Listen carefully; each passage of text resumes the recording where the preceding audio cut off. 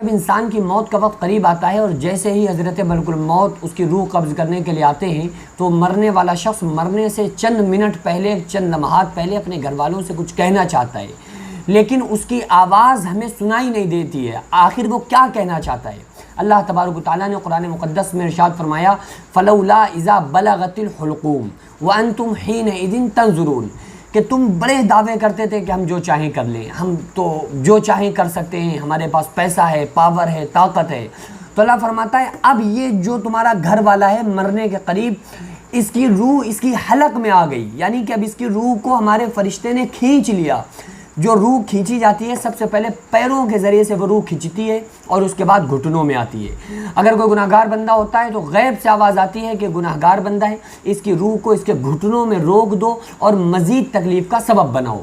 پھر اس کی روح کو بہت زیادہ گناہ گار بندہ ہوتا ہے تو پیٹ میں اس کی روح کو روکا جاتا ہے کہ پیٹ میں اس کی روح کو روک کر مزید تکلیف کا سبب بناؤ۔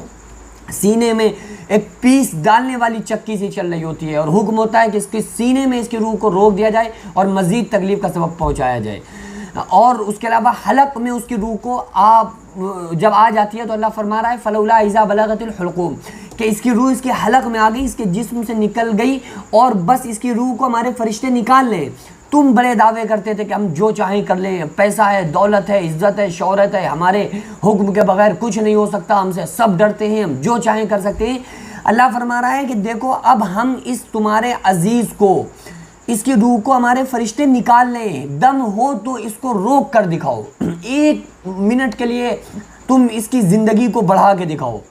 اللہ تعالیٰ فرماتا ہے ایک ذرہ اس میں نہ ہی دیری ہو سکتی ہے اور نہ ہی اس میں جلدی ہو سکتی ہے۔ اذا جاء اجلها لا يستأخرون ساعة ولا يستقدمون، جب موت کا وقت آ جاتا ہے تو ایک ذرہ نہ اس میں جلدی ہو سکتی ہے نہ ایک ذرہ اس میں تاخیر ہو سکتی ہے۔ تو اللہ تعالیٰ فرماتا ہے کہ وَنَحْنُ أَقْرَبُ إِلَيْهِ مِنْكُمْ وَلَكِنْ لَا تُبْصِرُونَ، ہم اس مرنے والے سے تم سے زیادہ اس کے قریب ہوتے ہیں لیکن تمہیں نظر نہیں آتے۔ اللہ فرما رہا ہے ہم قریب ہوتے ہیں۔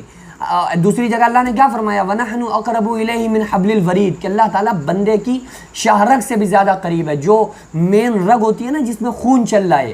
اللہ فرما رہا ہے کہ ہم اپنے بندے کے گمان کے ساتھ ہیں، گمان کو بھی اللہ سمجھ رہا ہوتا ہے، اور اللہ فرما رہا ہے ہم تمہاری شاہ رگ سے بھی زیادہ تمہارے نزدیک اور تمہارے قریب ہیں لیکن تمہیں دکھائی نہیں دیتے۔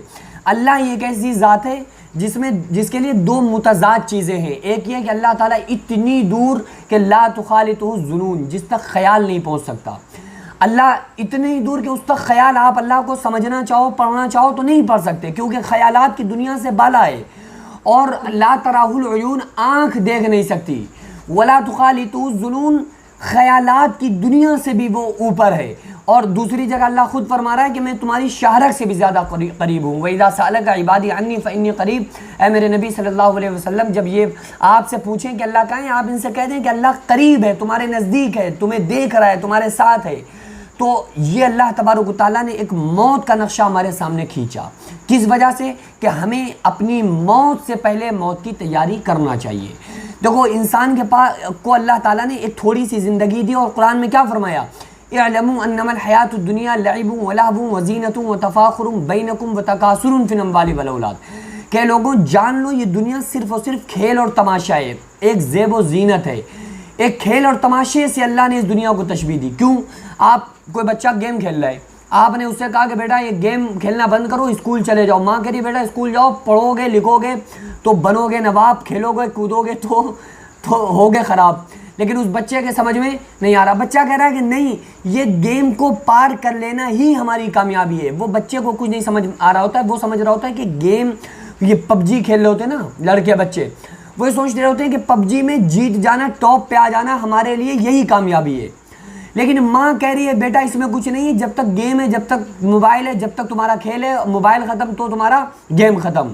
لیکن بچے کے سمجھ میں نہیں آ رہا، نہ کھانا کھا رہا ہے، نہ جلدی پانی پی رہا ہے، چائے رکھی ہے ٹھنڈی ہو رہی ہے اسے فکر نہیں ہے، مدرسے نہیں جا رہا ہے، اسکول نہیں جا رہا ہے۔ کیوں؟ کیونکہ زندگی اور لائف اور اس نے کامیابی کس میں سمجھی ہے؟ گیم میں۔ اسی طرح سے اللہ نے تشبیہ دی ہے دنیا کو کھیل سے کہ لعب ولہو، صرف اور صرف کھیل اور تماشا ہے۔ یہ دیکھنے میں جو نظر آ رہی ہے یہ اصل میں حقیقت میں نہیں ہے۔